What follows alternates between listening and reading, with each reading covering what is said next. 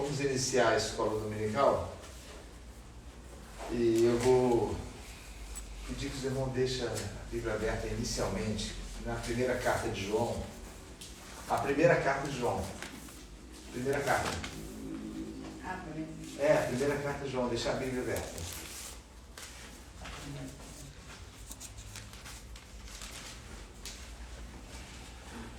Nós vamos falar de um tema, vamos elucidar um tema hoje que ele é visto em toda a sequência de escola, em todo o tempo não é falado, mas muitas vezes não é compreendido a altura que se deve ter o servo de Deus a compreensão. Nós vamos falar sobre a luz de Deus. Pode parecer uma coisa simples, assim, falar sobre a luz, nós sabemos que Deus é luz. Os irmãos podem não ter a compreensão absoluta do que isso significa. A palavra de Deus se preocupou tanto em apresentar Deus como luz, que é a primeira coisa mencionada nas Escrituras. O próprio Jesus Cristo falou com os discípulos sobre a luz e os próprios discípulos transmitiram a mensagem, que nós vamos ler agora, resumiram toda a mensagem do Evangelho no que nós vamos ler agora. Uma revelação acerca do Pai. Em 1 carta de João, capítulo 1, versículo 5, vamos achar para lermos juntos.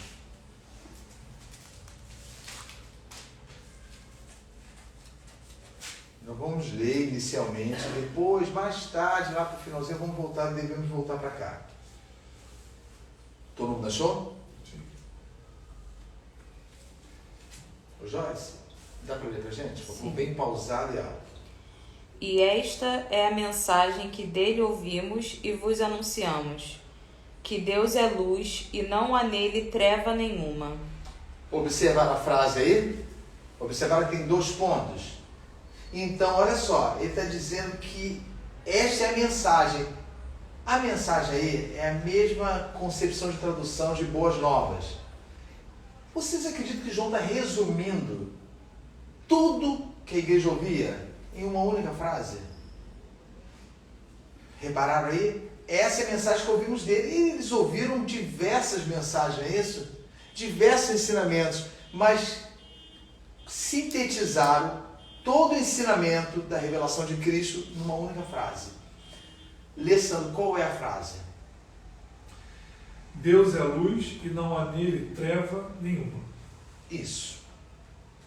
Por que ele finaliza com a frase e nele não há treva nenhuma? Ou seja, seria uma coisa lógica. Deus é luz e nele não há nenhuma treva. O que vocês podem entender com isso? Apenas abram o entendimento, peçam a Deus para que revele. Se Deus é luz e é uma coisa, claro, perfeita, por que a finalização dele não há nenhuma treva? Pense na luz. Luz, pense na luz. As condições de luz desse mundo, elas são variáveis? São. Não são? Quer ver um exemplo? Nós temos uma lâmpada aqui. Acionamos o interruptor e a luz. O que pode variar isso aqui? Isso aí. Ó, essa lâmpada aqui. O que pode variar essa lâmpada aqui que está? Queda de energia. Falta de energia. Faltou energia, não há luz. Exemplo. Uma luz ela pode ser forte e ser fraca e ainda assim continua sendo luz. A ciência, irmãos, até hoje, eles tiveram que relativizar a luz na sua concepção científica, porque eles não conseguem definir. Há estudos, Einstein fez a teoria, tanto que é a teoria da relatividade. A luz, ela compreende e empreende no conhecimento humano tudo. Você sabe o que significa relativizar? Relativizar é você deixar de torná-la uma coisa que é absoluta e, como você não compreende, você começar a relacioná-la com outras coisas. Tipo, você tem que ver que a luz para um é uma coisa, para o outro é outra. Isso é relativização. Ou seja, nós sabemos que a luz de Deus, ela é o quê que eu falei agora? Absoluta. Quando ele fala, não há nenhuma treva, não há nenhuma variação, nenhum momento em que haja um pôr dessa luz. E depois haja um nascente dessa luz. Não há nenhuma forma física. A luz de Deus não está sujeita às regras físicas desse mundo. A luz natural está. A luz que temos nesse mundo está sujeita às regras físicas. Eu vou dar essa introdução porque os irmãos compreenderem por que as Escrituras, como é maravilhoso o mistério que nós lemos acerca da luz. Por que eles colocaram a luz e o entendimento que foi dado pelo Espírito de Deus para que compreendamos a razão e a natureza. O Sol. Ontem eu fiz uma pergunta para a Joyce, ela respondeu corretamente. O Sol é uma fonte de luz ou de calor? Luz. O Sol não é fonte de calor. Luz gera calor. A intensidade da luz gera calor. Então isso aí é uma regra física. Por que nós sentimos muito calor quando o Sol está em meio-dia e conforme ele vai declinando, que na verdade não é ele, mas é a Terra, segundo os cientistas, e quando ele chega na horizontal, você não está sentindo mais quase calor nenhum. Por quê? Quais são as mudanças que acontecem com essa luz? A luz do Sol. Quando chega nessa parte, em comparação ao meio-dia que está abrindo. Está se afastando da parte que ilumina a Terra. Não, na verdade a distância é a mesma, porque é um círculo, a distância é a mesma. Mas o que está acontecendo com ele quando a luz fica rente à Terra? Menos incidência. E isso devido a quê? Relevo? Relevo. Sim. Pode ser relevo, pode ser qualquer coisa. O que nós vemos não é a intensidade da luz.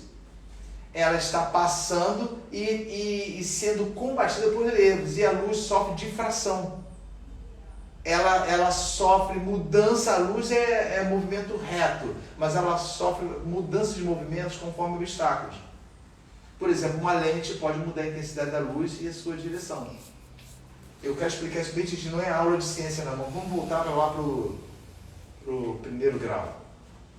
Irmã Elizabeth, né? Estudou Joyce. Então, olha bem.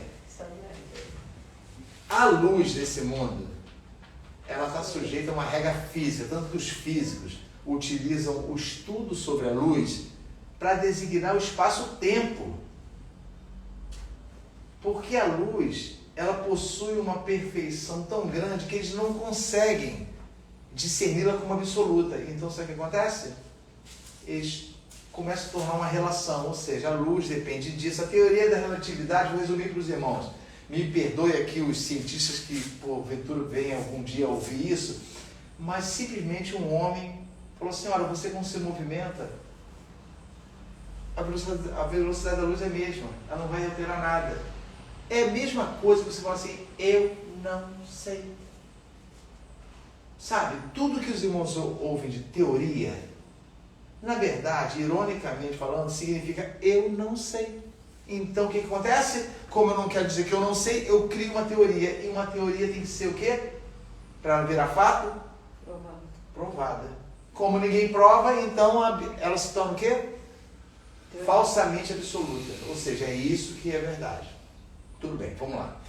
Vá agora para Gênesis. Gênesis. Vamos passar pela palavra. Depois a gente volta para cá. No capítulo 1.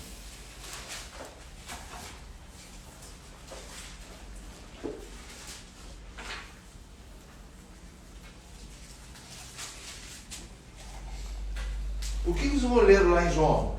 Ele resumiu o Evangelho a uma frase, fala frases de cabeça. Sandro Joyce, fala aí. Deus é luz E nele não há treva alguma. nenhuma, nada, não há nenhuma variação, é isso? Ou seja, ele é luz direto, constante, infinita. Ele não precisa de uma fonte para ser gerada essa luz. Tudo bem.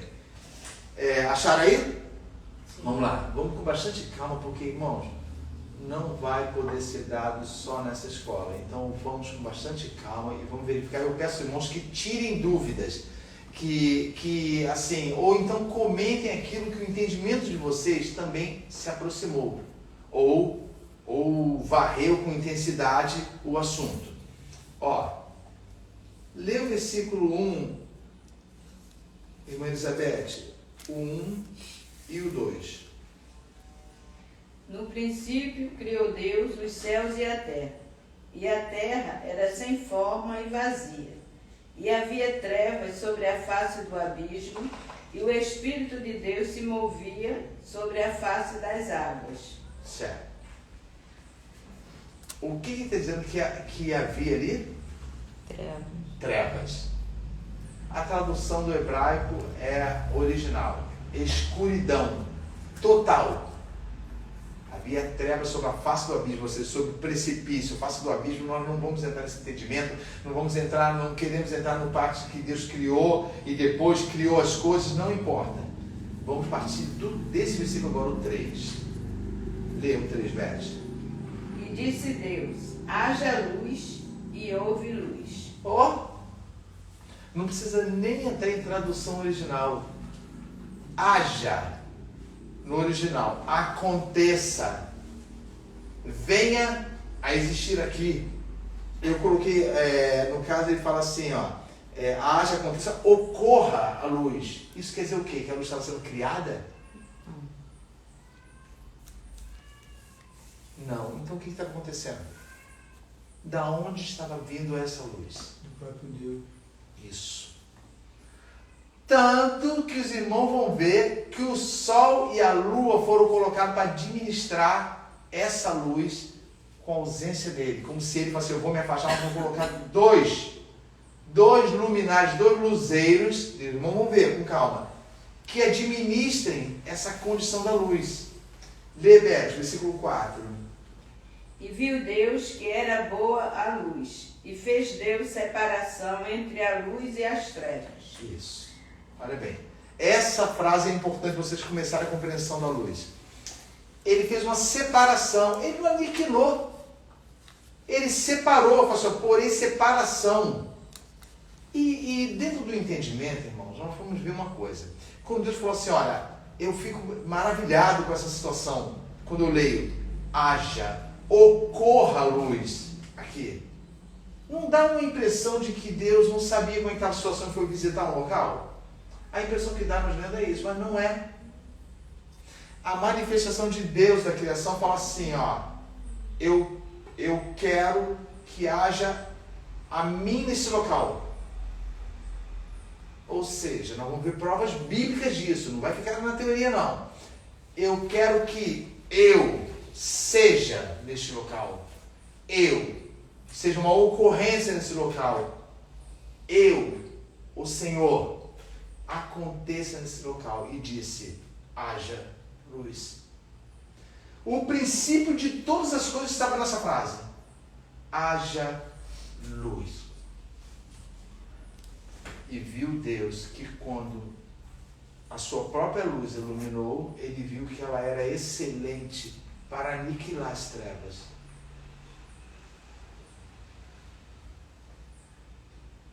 Um dia, não podia ser somente um dia, o tempo todo. O que aconteceria se não houvesse noite? Não estou falando do termo científico, não. Observe bem, por que as trevas foram preservadas? Mas com uma separação.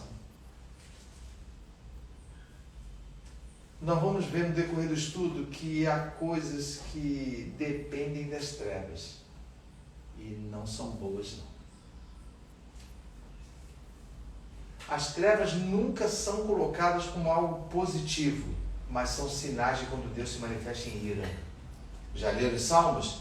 E as trevas o acompanharam, e os montes estremeceram, não é isso? E havia escuridão, não já leu, Sandra? E havia escuridão quando ele passou, e tudo se abalou. Ou seja, muitas vezes as trevas, elas são um simbolismo de ira, de poder, de coisa assustadora. Tudo bem.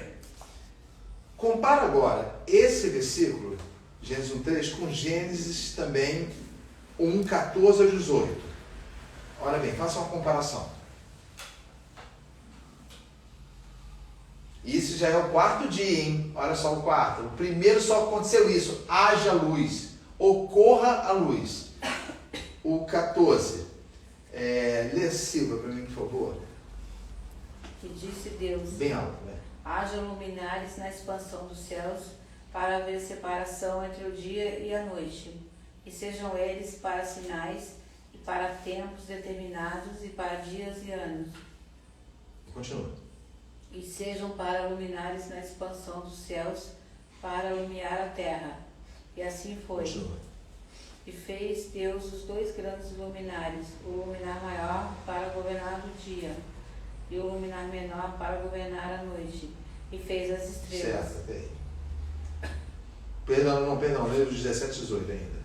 E Deus os pôs na expansão dos céus para iluminar a terra, e para governar o dia e a noite, e para fazer separação entre a luz e as trevas. E viu Deus que era bom. Tudo bem. O principal, qual é? Que luminar que é o principal aí? Sol. Sol. Qual é a função dele? Iluminar o dia. E só existe dia porque há a iluminação do sol. As trevas iriam continuar existindo na sua totalidade? Não. Reparou que Deus colocou um luzeiro para iluminar as trevas? Irmãos, quando nós estamos com a lua cheia, deixa de ser noite? Não. Não, mas observe uma coisa. O que acontece? Porque eu já vi lua cheia, é fantástico. Claro. Mas você lembra que o claro é na escuridão? Isso aí. É diferente do dia? Então isso quer dizer o seguinte: a luz brilha nas trevas. Repare bem, o dia é a ausência total de trevas.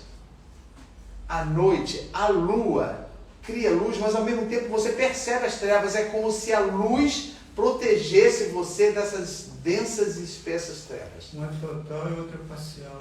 Isso, no caso, já viram muitas vezes quando você fica com 2 ou 3 sombras? Repararam isso? Sim. Porque a luz vem de vários lugares. Quando a lua, interessante, quando a sombra com relação ao sol não é a mesma com relação à lua. Você vai ver que à noite você fica com 2, 3 sombras, assim, ó. Uma fraquinha, outra mais forte. Por quê? Porque essa luz está dissipando a escuridão, é diferente do dia. Está dissipando a escuridão. Aí os irmãos vão falar assim: cara, que coisa complicada. Não é complicado não. Nós vamos ver a palavra explicando tintim por tintim. É como Deus, nós temos o entendimento aqui, que Deus outorgou, como se Ele não fosse ficar iluminando direto a terra, outorgou uma responsabilidade. Eu farei com que essa luz 2 astros governem. Mas a primeira luz foi de quem? De Deus. De Deus. Haja, eu gosto de falar isso, aconteça, ocorra a luz, ocorra, ou seja, aquilo já existe, ocorra a luz. E a Bíblia fala que houve tarde e manhã do 4º dia, e havia noite e havia dia. Tudo bem. Essa palavra no hebraico, haja, aconteça, hayá, ela só é encontrada no capítulo 1 de Gênesis, versículo 3. Nenhum lugar mais acontece. Não serve para dizer faça-se, não serve para dizer, para traduzir e criou Deus e fez Deus, nada. É só utilizado para a luz, porque o termo é um verbo e ao mesmo tempo ele é substantivo, ou seja, ele diz assim, ó, aconteça. Aí vocês vão entender por que Jesus falou assim: eu sou a luz do mundo. Vão entender hoje. Não a frase, porque todo mundo ouve isso, né? Isso tem músicas, não tem? Ele é a luz do mundo daqui, a luz do mundo dali. Ok, mas todas as religiões falam de luz. Já ouviram? Ó, se você pega o Espiritismo, fala que você pode ser uma pessoa o quê? Iluminada, não é isso? Tá bom então. O budismo fala de iluminação para o conhecimento daquilo que você quer alcançar. O taoísmo, o hinduísmo, o judaísmo falam de homens iluminados. Os gregos foram pais dessa palavra. Eles se achavam as pessoas mais iluminadas do mundo. Só que essa iluminação que as religiões falam, elas procedem de quê? Pense bem, há uma procedência, né, para eles usarem essa palavra. Procedem de quê? Disso que nós estamos falando, ou daquilo que a religião deles mostra? Pense bem. Se eu falo assim, olha, eu busquei iluminação, graças a Deus eu estou buscando a iluminação. Estou buscando iluminação. Isso tem a ver com o quê? Com conhecimento. Isso, de quem? Deles próprios. Isso aí, deles próprios ditam. Estou botando na minha mente aquilo que eu mesmo estou querendo me iluminar. Quando a palavra diz que quem nos guia é a luz de quem? Do Senhor. Do Senhor. Não tem a ver, falaste certo, Ronaldo. A própria luz, eles criam. Homens, criaram frases famosas, sabe? Exemplificaram que a visão do homem é obter iluminação, ser iluminado por caminho de quê? Me diz aqui. Nenhuma religião explica que iluminação é essa. A iluminação para o conhecimento, sim, mas o que ela faz? O que ela faz? Você reparou que todo mundo que é religioso fala de luz, mas no primeiro problema chuta a luz e quer arrumar uma solução? A Bíblia fala que nós somos conduzidos por ela. Conduzidos. Então todas as religiões, elas expressaram a luz como uma situação humana, ou seja, eu estou buscando conhecimento. Aí entra a relativização, agora vamos entender a palavra. Ou seja, o que é luz para o budismo é a mesma luz, mas para o judaísmo é outra situação. Ou seja, está relacionado com alguma coisa. No budismo, está relacionado a você virar nada, que é o nirvana. Virar nada. Essa busca, iluminação, busca até não virar nada, que é para parar de reencarnar, segundo eles. No judaísmo, é a iluminação de Deus para a posição do homem. Agora é interessante, no islamismo, vocês sabiam, aproveitar o embalo por causa dessa guerra, fazer um comentário. Eles consideram a luz como uma revelação, tem uma imitação muito boa do Evangelho. A iluminação total de Deus para que o homem deixe o mal e seja orientado segundo Alá, que é Deus, deseja. Engraçado, eles são iluminados. Há uma compreensão na mente deles da verdade, da ação que eles devem agir diante de Deus. Não parece muitas vezes o Evangelho? Ou seja, se procederes bem, não é isso? E se procederes mal, a condição. Só tem uma coisa. Essa luz não leva para lugar nenhum. Os homens criaram termos e dogmáticas para se guiarem e dizem que é Deus que está guiando. Vocês sabiam que a luz depende dos olhos? Ela não existe sem os olhos? A ciência fica confusa com isso. Porque a luz ela tem que ser decodificada pelos olhos. Por isso, quanto pior a visão, pior a percepção. Porque a luz ela revela o quê? Eu estou vendo quem aqui? Quem eu estou vendo? Ronaldo. Quem está me revelando, Ronaldo? A luz. Sem luz não tem nada. Não é esconde, não tem nada, não tem como perceber. E os olhos recebem a luz pela córnea, passa pelas pupilas e são decifrados pela íris. São decifrados. Quando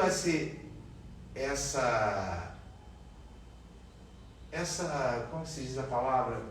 Quando tem essa decodificação nos olhos, você começa a perceber tudo. Eu tenho um amigo cego. Totalmente cego. Então ele diz que é escuridão. Cego. Alguém já entrou na mente do cego? Alguém já conversou com o cego para dizer que o que ele sente é preto, tudo preto. Preto, não é isso? Mas quando ele olha para o sol, fica uma chapa branca. Que coisa interessante, né? Você sabe de quem eu estou falando, né, Sandra? Então, ele falou para mim, olha, eu não enxergo nada, mas quando eu olho para uma luz muito forte, o que é preto fica branco, mas ele não continua enxergando nada. Olha que coisa interessante. A ciência diz que ainda que arranque os olhos, uma luz muito forte, o cérebro consegue captar com uma chapa branca. Então ele sabe que está acontecendo algum evento de muita radiação de luz. Interessante isso. De uma forma ou de outra, a luz era percebida. Seja na sua totalidade, seja de forma subjetiva, era percebida. Olha só. Nós fizemos uma compreensão entre a luz divina e a luz celeste. Vamos ver alguns textos que apresentam a luz com a representação de Deus. Isaías, capítulo 2, versículo 5.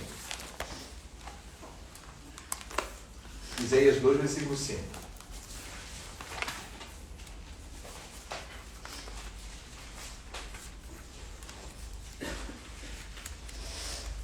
Isaías, capítulo 2, versículo 5.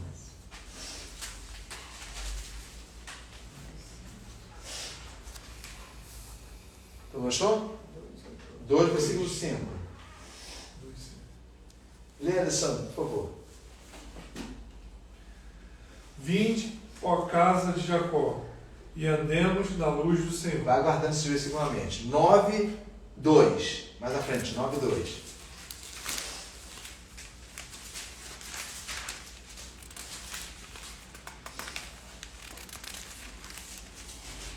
O 2,5 fala: vinde, andemos na luz de quem? Do Senhor. Do Senhor, na luz dele. O 9,2. Lê, Joyce, por favor. O povo que andava em trevas viu uma grande luz, e sobre os que habitavam na terra da sombra da morte resplandeceu a luz. Eu acho o versículo mais importante que foi citado por Cristo. Olha bem, o povo que andava em trevas viu uma grande luz. Olha só, eles já andavam em trevas. É isso que eu quero explicar. Eles viram uma luz. Mas como pode? Só tem trevas, as trevas continuavam existindo. Viu uma grande luz, é como no sentido do versículo da separação. Ou seja, no meio das trevas resplandeceu a luz. Não quer dizer aniquila todas as trevas aqui, tudo, mas é o suficiente para você se guiar. E os que habitavam na região da sombra da morte, resplandeceu a luz. Alguns comentam, e eu gosto de citar o comentário deles, que podem relacionar isso à parte da ressurreição. Pense bem quando Cristo desceu nas profundezas do inferno. Imagine por um momento a luz brilhando dentro do inferno, onde somente há trevas. Então eles falam que isso aqui é uma comparação aos que estavam na sombra da morte, ou seja, mortos. Brilhou uma grande luz. A Bíblia fala que ele desceu, não é isso? Nas profundezas da terra e pregou os espíritos em prisão. Esse pregou significa o seguinte: eu venci. Então nesse momento, luz. Nesse momento. Pega 61, por favor. 61.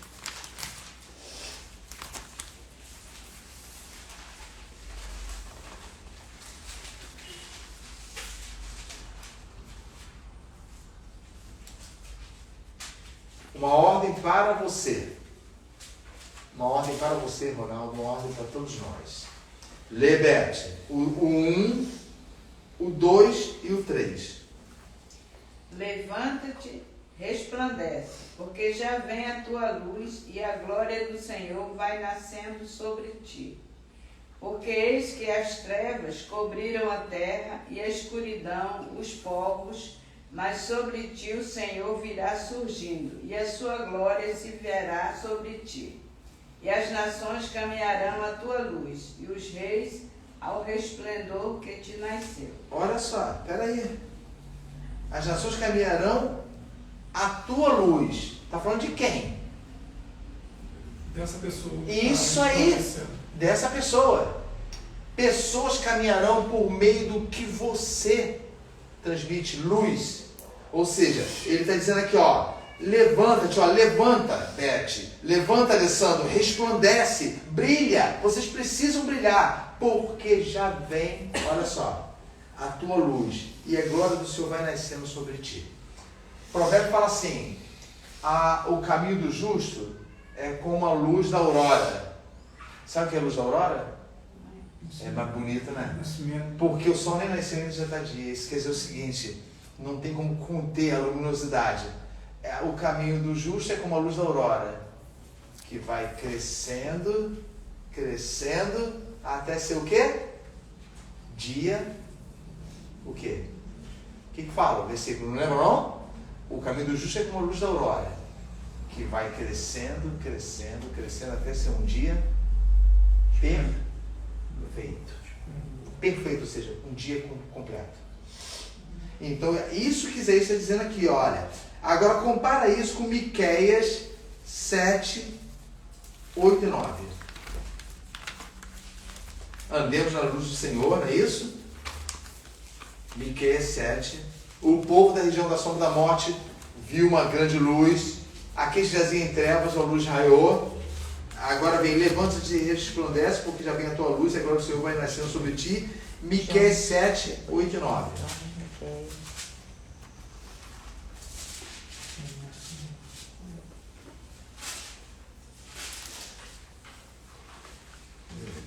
Miqueias 7. Versículo 8. 8 e 9.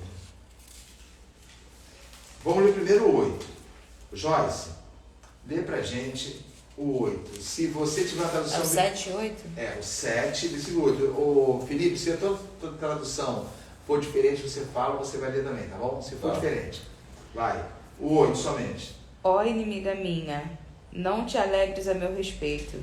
Ainda que eu tenha caído, levantar-me-ei. Se morar nas trevas, o Senhor será a minha luz. Tá igual, idêntico? Certo. Alguém tem alguma situação diferente? Aí, tá assim, não é isso? Olha só. Ó inimiga minha, não te alegres a meu respeito.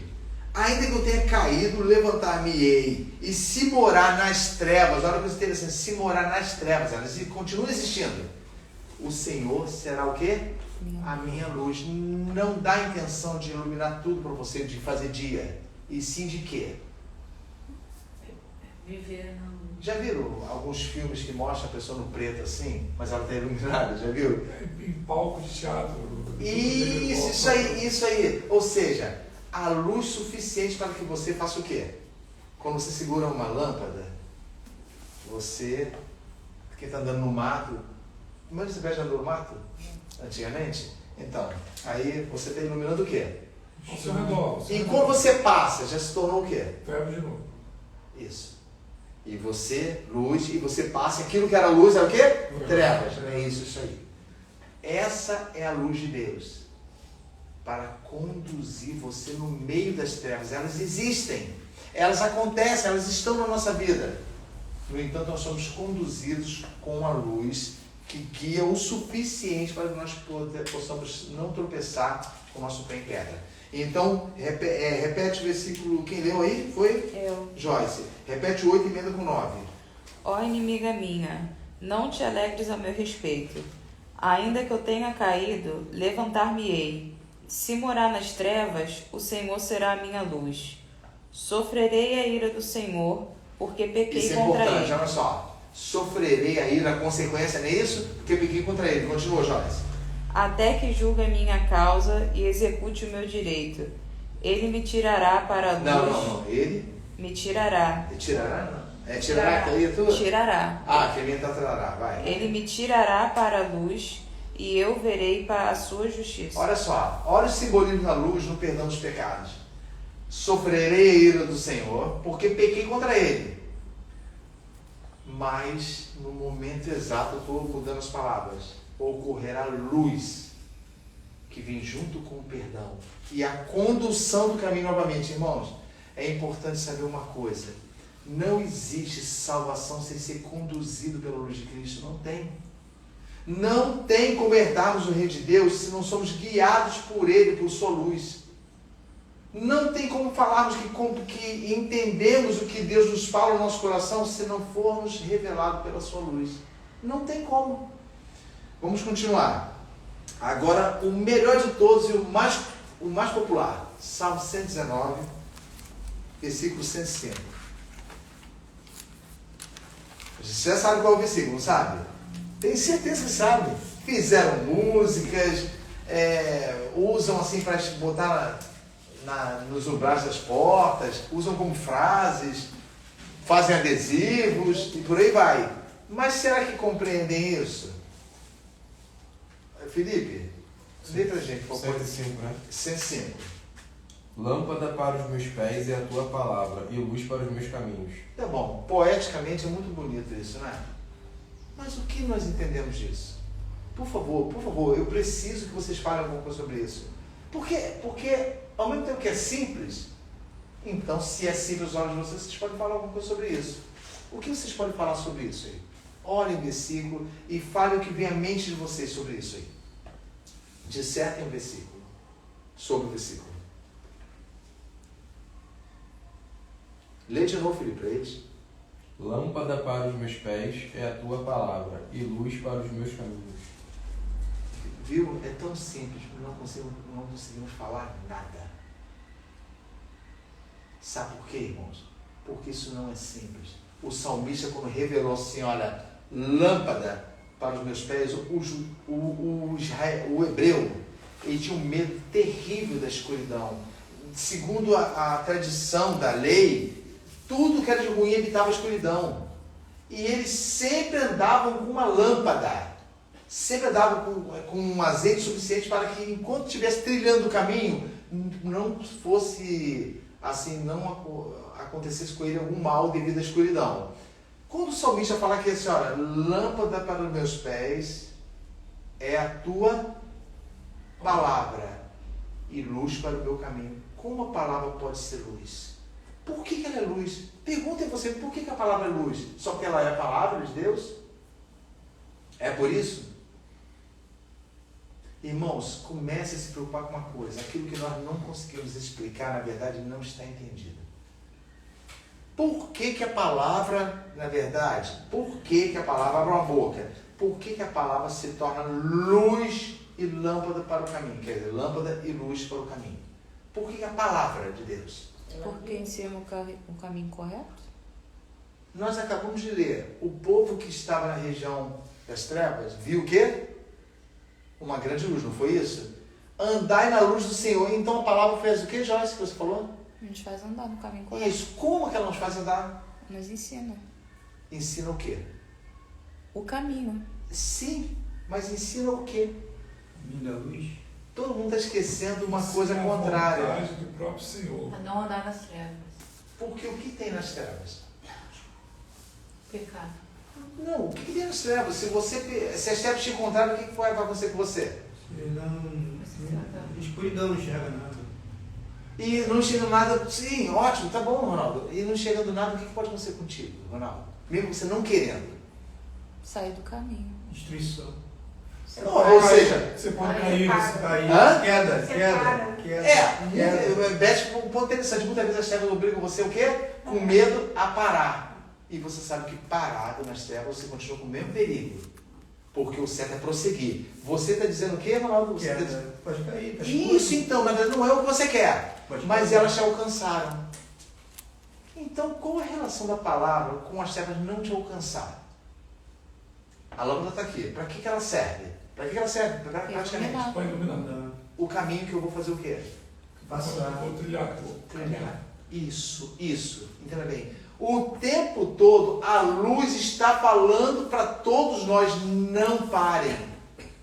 Não pare, aproveite a luz enquanto tem. Ninguém tem luz suficiente. Assim, não existe uma luz aqui que seja eterna nesse mundo. E a luz, ela vai guiando a gente. Isso aí. Enquanto você tem luz, você quer aproveitar o caminho máximo que você tem para que as trevas não vos alcancem. Então, como posso, uma luz limitada, uma lâmpada, eu passar pela noite e ter esperança? Aquela luz vai acabar uma hora. Mas qual é a minha esperança? O dia vai raiar. Isso, entendeu agora? A luz, ela nos conduz até a segurança. E vem de novo à noite e nos conduz até a segurança. E vem de novo à noite e nos conduz para a segurança. Esse é o termo da palavra. Lâmpada para os meus pés e luz para o meu caminho. Eu não pararei nem um minuto. Não me faltará o azeite, não me faltará a iluminação. É isso que tem que estar na nossa compreensão. E nós vamos ver como Jesus providenciou os discípulos de um socorro. Vamos continuar aqui. Salmo 119, versículo 105, não lembro, né? Então nós falamos da relativização da luz, não é isso? Que os cientistas relativizam ela, colocando assim condições porque não conseguem explicá-la. Vamos ver o que diz Tiago 1,17. Também conhecido, os irmãos já leram aqui muitas vezes. É um título do Senhor. Tiago 1,17.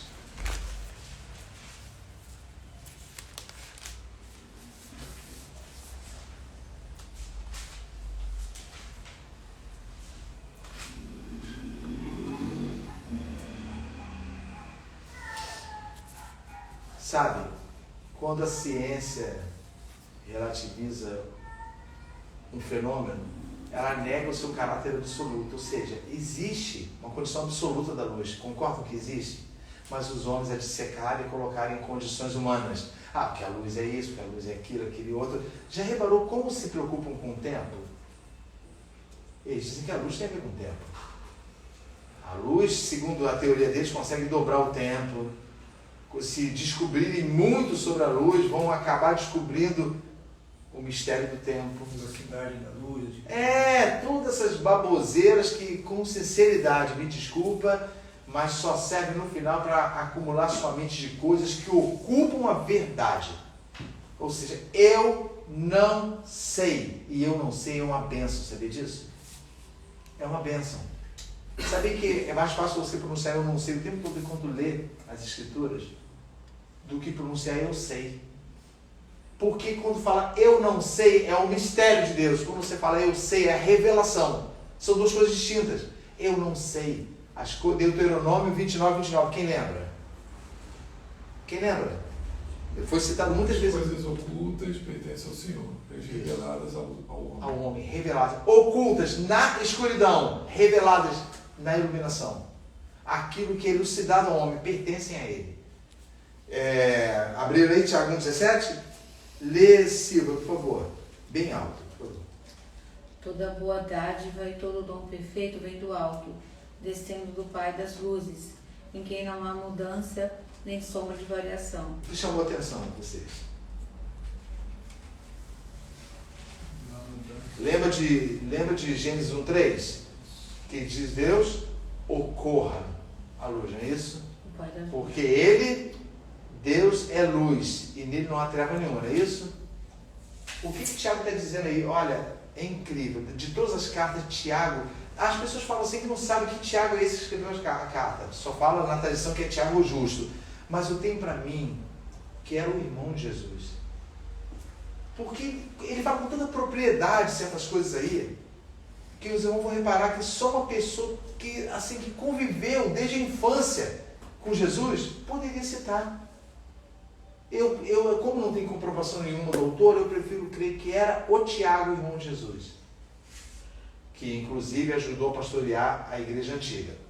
Então vamos lá. Repete o versículo. Toda boa dádiva e todo dom perfeito vem do alto, descendo do Pai das luzes, em quem não há mudança nem sombra de variação. Isso, tem a parte B. Repete só a parte B. Descendo. Descendo do Pai das O luzes. que é Pai das luzes? Você pode falar. Está bem explícito aí. Que criou a luz. Não, ele está dizendo Pai das luzes. Que veio primeiro. Lembra da luz secundária que eu falei para vocês que permaneceu sob a responsabilidade do Sol e da Lua? É essa a situação. Mas a prova toda está no final do versículo. Em quem o quê? Não há mudança. Não dá bobeira. Nem sombra de variação. Isso, não tem mudança. Essa luz de Deus não sofre refração, não sofre influência de onde ela bate, aonde ela ilumina, não sofre nada. Ela não tem nenhuma variação em que a ciência possa comprovar. Ela é perfeita, por isso ela gera outras luzes. Ele chama de Pai das luzes, Pai de toda elucidação, de tudo aquilo que possa dar ao homem. Pai das luzes, guarda essa palavra, Pai das luzes, não há mudança nem sombra de variação. Pesquisando um pouquinho. O que quer dizer Pai do Sol e Pai da Lua? Não, na verdade ele está dizendo Pai das luzes, concede que haja luz, mas a dele é própria. Ou seja, a dele é a luz, ele é a luz.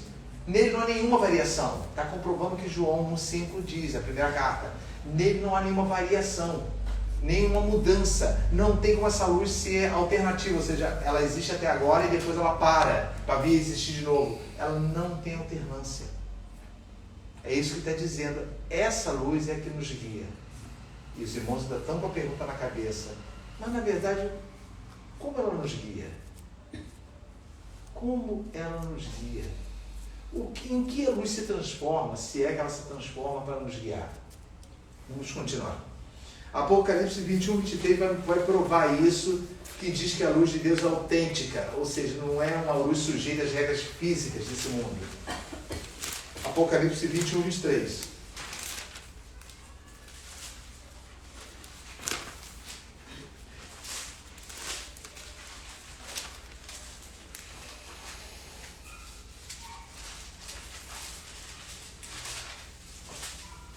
Olha, a primeira vez que eu usei óculos, sabe como eu descobri que minha visão estava ruim?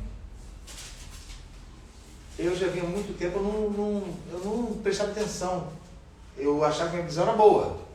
Até o dia que eu peguei um aluno que estava estudando comigo, e eu peguei o óculos dele de brincadeira e coloquei. E por um acaso o grau dele serviu para mim. E tudo, eu vi assim, falei assim, não acredito que o computador tem essa... Que eu estou olhando o computador desse jeito, as letras pretas, sabe? Grossas. Eu falei assim, o que está acontecendo? É porque você tem problema de visão. Entenda bem, não vou falar de óculos, vou falar assim, você tem problema de visão. Eu falei, meu Deus, eu não sabia. Joyce, se você diz que você foi elucidada por Deus e que a luz guia o teu caminho, como você pode ter essa comprovação de que você está sendo guiada pela luz? Quando você passa a ver, a perceber aquilo que você não percebia antes. Sim, é verdade. Então, mas o que vai provar para você? O que acontece quando você está na escuridão e você acende a lâmpada, Silvia? Claro. Não, mas não fica gradativo? Não, seja não. Automático. Sabe o que acontece quando você abre a porta e entra a luz do sol numa casa que está fechada há muitos anos? Todos os seres das trevas, barata, formiga, tudo vai procura o quê? A sombra, o canto. O canto. Esconde da Porque luz. há muito tempo está em trevas e a luz acaba fazendo o quê? Incomoda. Faz mal. Vai mal. Pensa, fica muito tempo num ambiente escuro. O que acontece? Suas pupilas ficam desse tamaninho quando percebem a luz. Elas não suportam a quantidade de luz. Por isso os irmãos vão ver que quando existe um tempo relativo em que o homem tem condições de perceber a luz sem que as trevas estraguem ele. Mas a partir desse período já fica difícil. Ou seja, as trevas te encontram e você não consegue mais fazer uso da luz. Então percebam bem. Lê, irmã Elizabeth, o capítulo 21, versículo 23. Por favor, lê. E a cidade não necessita de sol nem de lua, para que nela resplandeçam, porque a glória de Deus a tem alumiado, e o Cordeiro é a sua lâmpada. Da onde vem a luz? De Do Deus. Senhor de Deus. Por meio de quem? Jesus. Cristo. Eu sou a luz do mundo. Quem me segue não andará em trevas. Por que eu estou frisando isso? Porque, irmãos, começando por mim, já pararam para pensar se nós somos realmente guiados pela luz de Cristo? Pense bem. Não é botar dúvida nos irmãos acerca da esperança dos irmãos, não. Eu estou dizendo, você é guiado, você e eu somos guiados por essa luz. Porque essa luz, quando resplandece, não há dúvida no nosso coração. Resplandeceu a luz, nunca mais queremos andar em trevas. Por que então que muitas vezes nós participamos das trevas? Será que essa luz não foi suficiente para nós? Preste atenção no que Jesus vai falar. Olha só. Nós comparamos até agora a luz de Deus com perfeita, não é isso? Abre João 12, então nós estamos encerrando essa parte, porque na semana que vem a gente vai continuar. João 12, versículo, vamos ler o versículo básico do 35, mas vamos ler um pouco antes. João 12.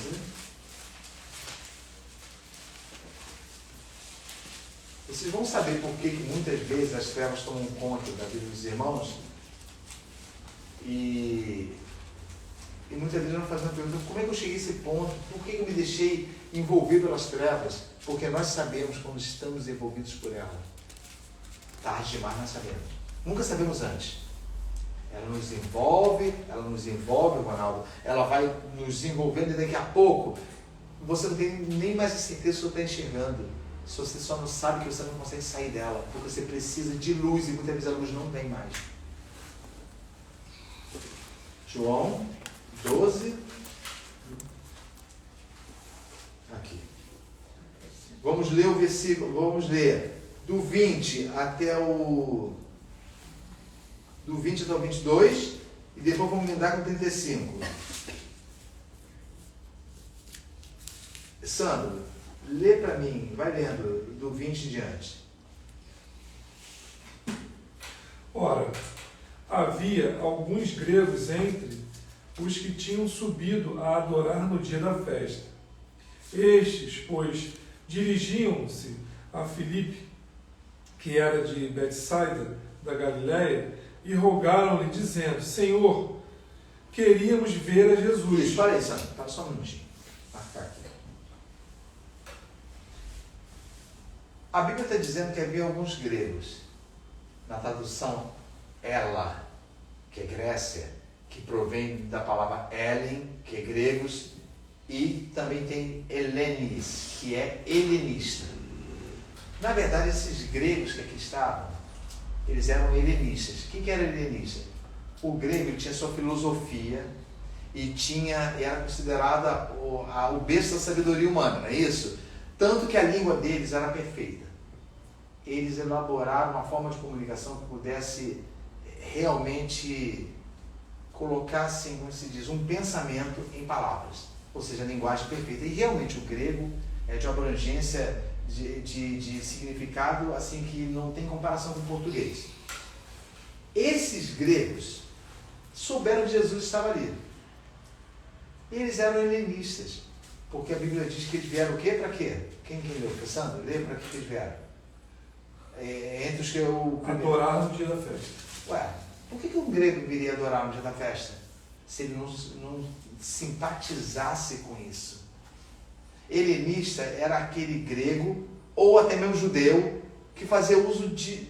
O judeu fazia uso das coisas gregas e o grego fazia uso de um pouco das coisas dos judeus. Ou seja, eles sincretizavam. Tornavam um sincretismo religioso acerca disso. Ou seja, o grego, sua filosofia, ele pegava algumas coisas e disse: poxa, eu vou adorar. Vou passar agora a fazer essa adoração. Mas ele não largava o paganismo. Ele não largava a adoração, o politeísmo. Ele fazia o seguinte: vou lá para Jerusalém para adorar o Deus maior. Então isso virou uma praga no meio, naquela época, virou uma praga até no meio do Sinédrio. Porque todo o Sinédrio queriam continuar com a tradição da lei, mas adoravam saber da sabedoria dos gregos. Olha, a sabedoria dos gregos era tão boa que não impediu eles de serem escravizados por Roma. Interessante isso, né? Vocês já repararam uma coisa? Que os gregos, Roma permitiu que os gregos continuassem a sua sabedoria, não influenciarem nada, adquiriram até um pouco para eles. Mas é engraçado, uma ironia, não é isso? Nós falamos que somos inteligentes, sabedores de tudo, pessoas elucidadas com relação a tudo nesse mundo, mas continuamos sendo o quê? Escravos. Isso, Ronaldo, escravos. Ou seja, é como vestir o terno do porco. Não vai fazer dele uma pessoa especial, é um porco. É um porco. O grego tinha isso. Ele continuava agindo como a sabedoria do mundo, a visão, a elucidação, os homens iluminados, mas na verdade eram escravos de um povo que eles desprezavam. O judeu desprezava o romano, no entanto era escravo dele. Onde está o mistério dessa história? Porque eu quero entrar aqui no que Jesus respondeu. Eles queriam ver Jesus. Pensem bem, se eles eram helenistas, por que eles queriam ver Jesus? O que estava batendo neles? Helenista é o seguinte: helenista do grego para o judeu era o grego que simpatizou com algumas coisas do judaísmo. E o judeu era helenista quando simpatizava, olha o perigo, com algumas coisas dos gregos. Queria absorver a cultura religiosa de ambos. Isso, simpatizava por quê? Porque o grego, ele, na verdade, culturalmente era importante. Então os homens começaram a trocar a lei de Deus, que não necessitava de uma cultura, ou seja, foi dada, não é isso, para a direção do homem. Lembra, Joyce, que você leu luz, tua palavra é luz para o meu caminho, foi o Felipe que leu, não foi? Então, olha bem, a lei era para isso, para guiar o homem. Ele não precisava da intervenção cultural, nem precisava estudar fora para poder entender, porque Deus falou de onde para o povo. Foi mandado assim, ó, de repente apareceu lá o livrinho lá, da lei de Deus. Como é que foi, Santo? Como é que a lei de Deus chegou até o povo? Falou para Moisés e Moisés. Por meio de que a Bíblia fala? Deus falou do meio do fogo. Fogo, o monte explodia. Eles receberam a lei tremendo. Agora, com o passado mais de 1000 anos, chegam a parte que Roma escraviza eles, e eles começam a simpatizar, porque muitos gregos visitavam a Judéia. E os doutores da lei começaram a simpatizar, sabe, misturar as coisas, explicar a lei ao mesmo tempo em que gostavam de algumas filosofias dos gregos. Tinha muita coisa dos gregos que eram monoteístas. Nem todo pensador grego era politeísta. Sócrates não era. Sócrates falava do Deus único e verdadeiro. Nunca falou dos deuses. Outra coisa, eu quero explicar bem isso, para que os irmãos entendam o que vai acontecer aqui agora ou talvez na semana que vem. A cultura grega pregava a existência de quantos deuses? Não sei. Mais de um, né? Vai. Sabia que tinha deuses, como tem feriado no Brasil? Não estou brincando não, tinha quantidade de deuses.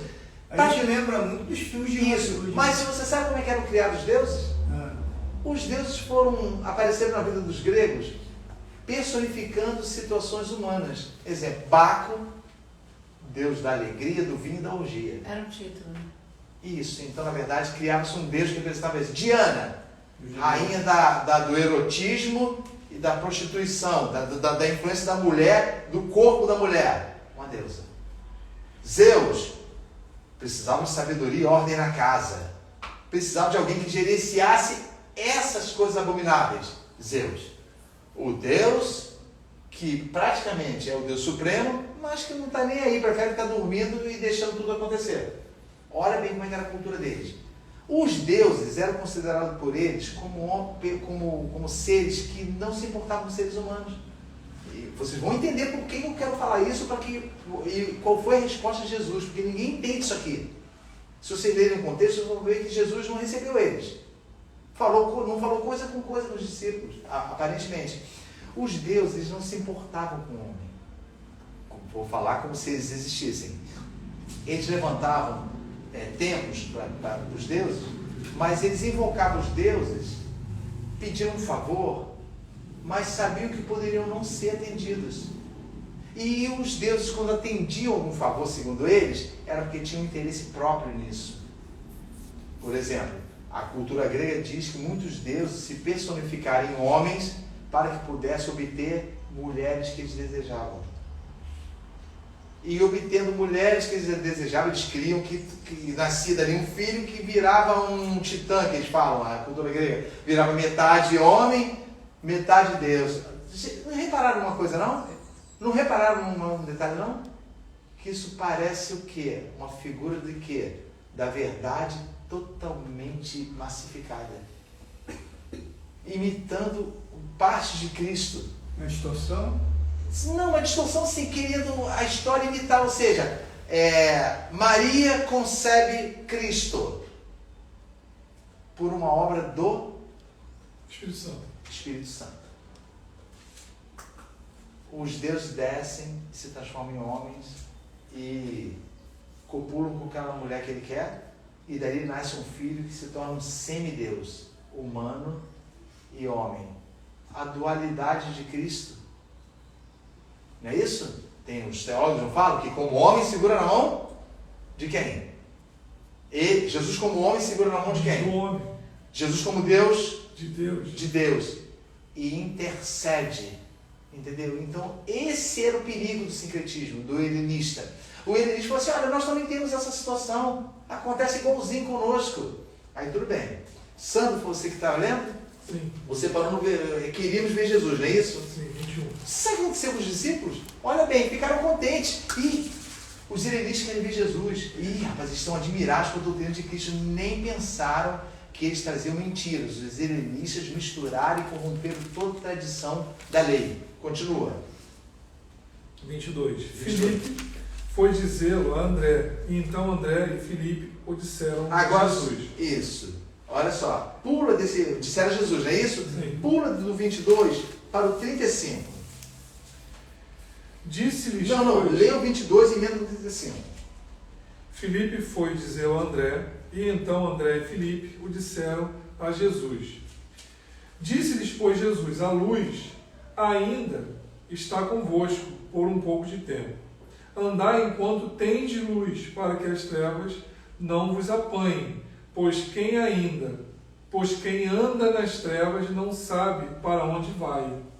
Dentro do que nós conversamos aqui, vocês não podem entender. Jesus falou, parece que ele falou coisa com coisa, não é isso? Porque vocês vão ver que ele começa a falar assim, não fala assim, traz eles aqui não, ou então não quero recebê-los, ele começa a falar assim. A resposta dele no versículo 23 foi, é chegada a hora do Filho do Homem a de ser glorificado. Ele começou a falar de morte. Ele começou a expressar para os discípulos, ele falou assim, não ouçam eles não estão aqui, eles não têm nada comigo, eles são apenas curiosos. O helenista era curioso, ele adotava algumas normas do judaísmo e vice-versa, e o judeu do grego, para que a religião ficasse bonita, e isso está acontecendo hoje. Preste bem atenção, como que eu posso fazer a religião evangélica ficar bonita? Mais aparente, mais com cara de inteligência. Como eu posso fazer isso hoje em dia? Coloca acessórios. Quais são? Dá um exemplo, Silvia, desses acessórios acessórios que podem fazer com que o evangelho fique mais atraente. Ou seja, as pessoas sintam vontade de tê-lo. Prestação de favores de Deus. Profecias, promessas. Não, mas eu estou dizendo que são acessórios mesmo. Ou seja, como é que você vai tornar uma coisa que é a verdade agradável para o homem que não quer largar o pecado? Como você torna agradável? Mentindo. Aceitável? Mentindo. Manipula. Sim, mas de que forma? Manipula. Sim, eu sei, estou manipulando, mas sim, eu quero que cite o fato, o caso. Eu consulto especialistas de tais áreas que eu quero abranger e introduzo a orientação dele àquilo que já é perfeito. Ou seja, a palavra é perfeita, mas fulano de tal diz... Colocando as coisas que o mundo, que não só na Bíblia, mas tornando as coisas aceitáveis. Mas como eu posso colocar, dentro da verdade, que eu vou ter que explicar para essa pessoa que ela pode aceitar isso, porque ela pode ler a qualquer momento que aquilo ali é condenável. Então, como eu acalento ela e passo a mão e bato nas costas, na hora, vai dar tudo certo. Segue isso que eu estou falando aqui, vai dar tudo certo. Como eu posso fazer isso? Lembre-se que os helenistas eram misturadores. E de uma forma ou de outra conseguiram misturar de uma forma aceitável, que eles iam para a adoração.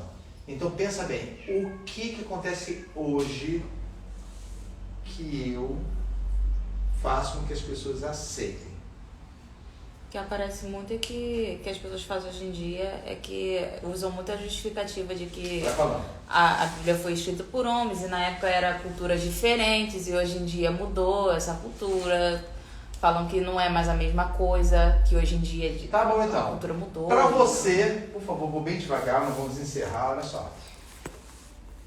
Sandra, eu te conheci quando você conheceu a Cristo. Então, o que eu vou falar tem propriedade do que eu vi. Você não conhecia nada e foi-lhe apresentado Jesus Cristo segundo a verdade. Até aí você diz se concorda ou não. Sim. Certo. O que aconteceu fisicamente com você, que eu vi? Fala o que eu vi em você. Você que vai falar o que eu vi em você. Assim que você soube, que você tomou conhecimento, você desejou o quê? O reino. De forma intensa. Então, como a verdade entrou no teu coração? Absoluta. Absoluta, isso. Essa é a palavra, absoluta, ou seja, em nada você quis, alguma coisa te desagradou. Não. Em nada, eu estou dizendo isso porque eu o conheci, eu acompanhei, eu tenho a glória de dizer diante de Deus, a glorificação seja do nome do Senhor, que graças a Deus a minha vida serviu de instrumento para que Ele soubesse a verdade. Mas não eu, mas Cristo por meu intermédio. Vou dizer por quê? Porque eu vi os olhos do Alessandro brilharem. Eu vi um rapaz triste chegando, me desculpa aqui, eu quero citar, com a mãe doente e não foi dada nenhuma solução para você. Nenhuma solução. Mas ele viu que havia solução para ele que estava ouvindo a palavra. Isso é luz.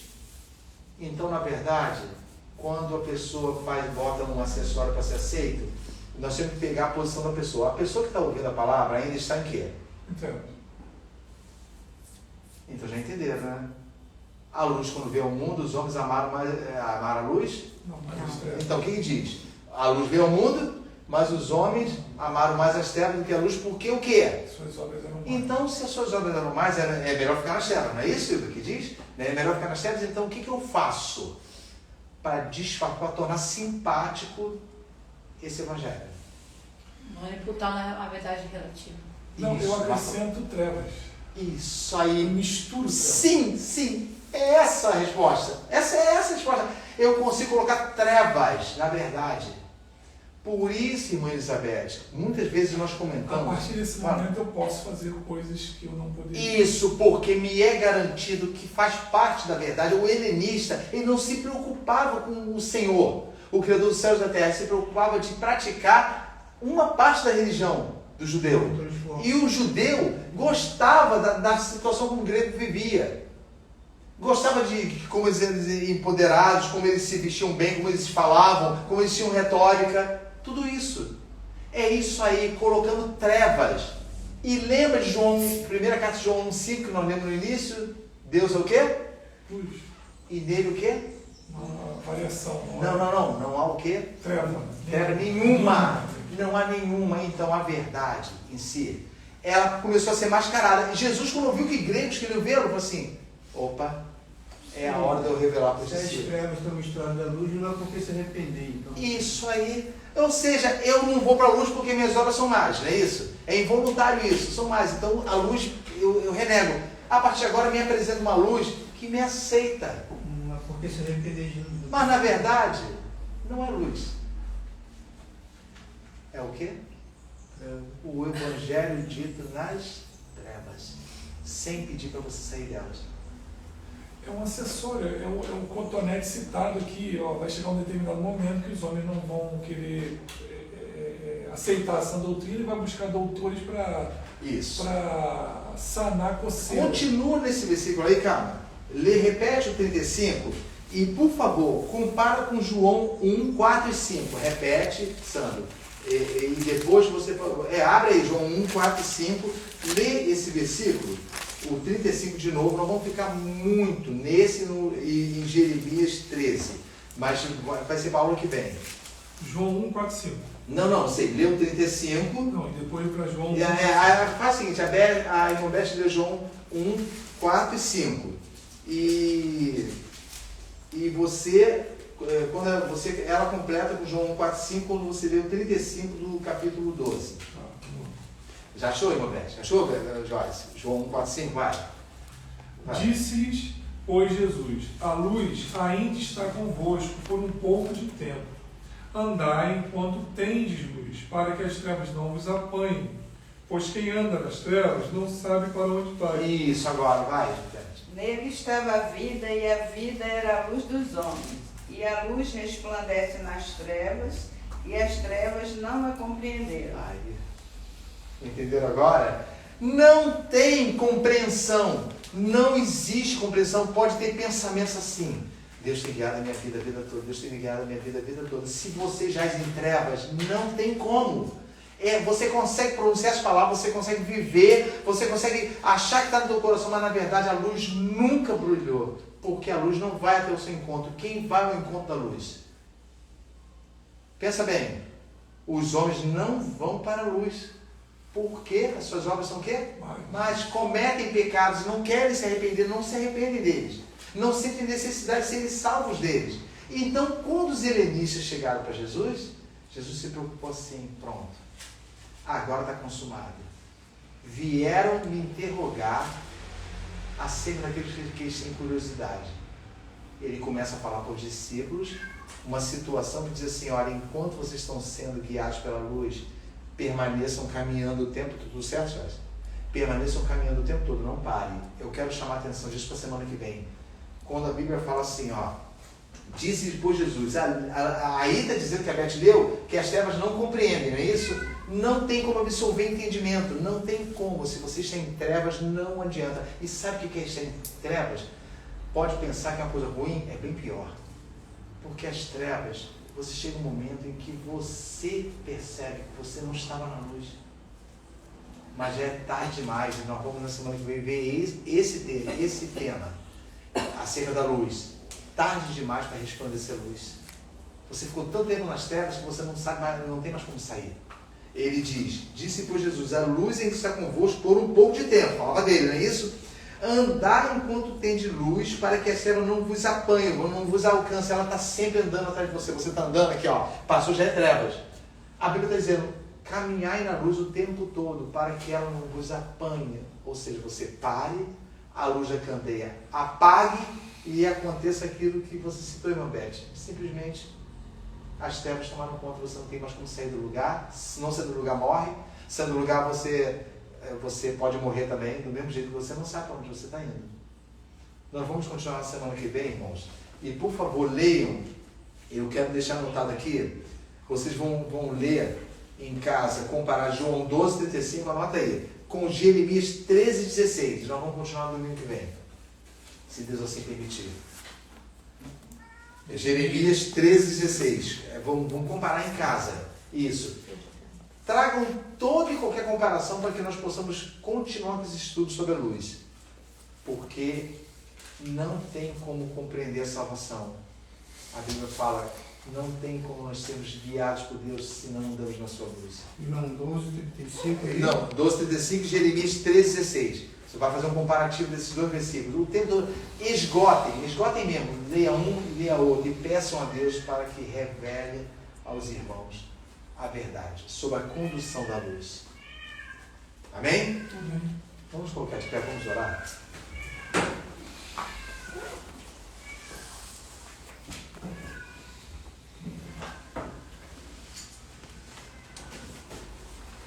Vocês sabem, né, irmãos, que andar em trevas é uma coisa terrível.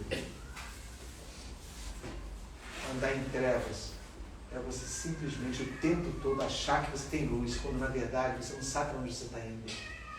As trevas, causam no ser humano uma coisa terrível chamada incerteza. A pessoa está sempre querendo viver porque a morte lhe traz a impressão de trevas. Ou seja, o que vai ser? Mas aquele que é guiado pela luz de Cristo, guardem isso para a semana que vem. Já eu não tenho como passar para os irmãos, tenha sido feita pelo Espírito de Deus. E na semana que vem nós vamos continuar. Vamos orar. Mãe Elizabeth, ora para a gente finalizando, por favor. Pai amado, Pai querido, na tua presença, Senhor, nós encontramos aqui, grato a Ti por tudo que aprendemos nesta manhã. Que o Senhor continue, Senhor, abrindo o nosso entendimento para que possamos compreender a Tua palavra e também que possamos, meu Pai, vivenciá-la a cada dia. Que o Senhor entre com a Tua providência em nossas vidas, não deixe que nós venhamos a ficar embaraçados, Senhor, nas trevas. Oh Deus amado, tenha misericórdia. É o que eu te peço e agradeço em nome de Jesus. Amém. Amém. Encerrados.